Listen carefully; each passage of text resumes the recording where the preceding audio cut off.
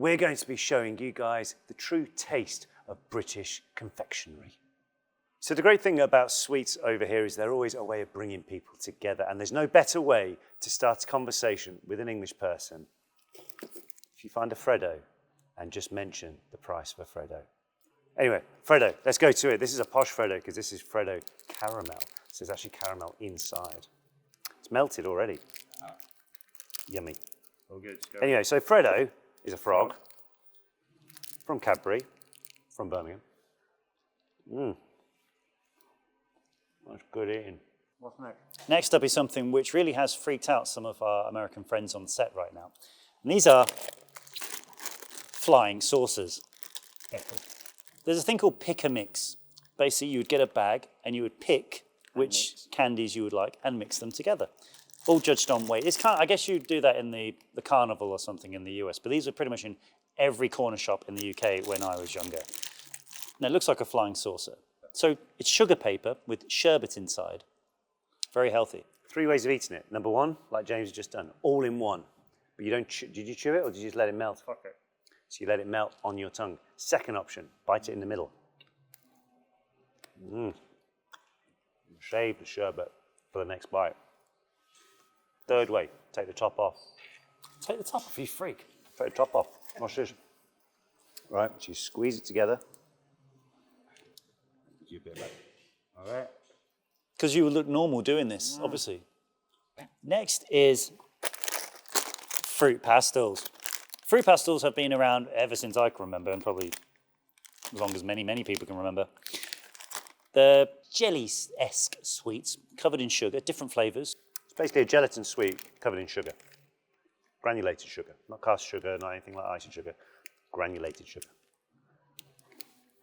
Now, I know in America, white chocolate is seen a bit taboo, but the Milky Bar is a staple of white chocolate. If you're going to set the standard at Milky Bar, that's a high standard. White chocolate, great, especially around autumn, winter time. This was always a winner, wasn't it? There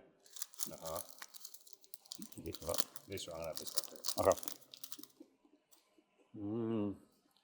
Good. As I say, so it's pretty simple, just straight white chocolate. Now, another thing, staple diet in the UK, jelly babies. Perfect for a run as well. Use them on your marathon training. So I did the London Marathon a couple of years ago. I had 2 packs of jelly babies with me. I had one halfway, and my wife lobbed me another packet to finish off. So every 3 miles, I'd have a couple of jelly babies to give me the sugar rush. And they literally carried me through the London Marathon. Says what they are, jelly babies. Cold day watching the football. Jelly babies and a cup of Bovril, you are sorted. Next one is a wine gum. Don't worry, they're not actually full of wine. They may have used to be back in the day, but now they're not. So you got a yellow one, a black one, a red one, an orange and a yellow one.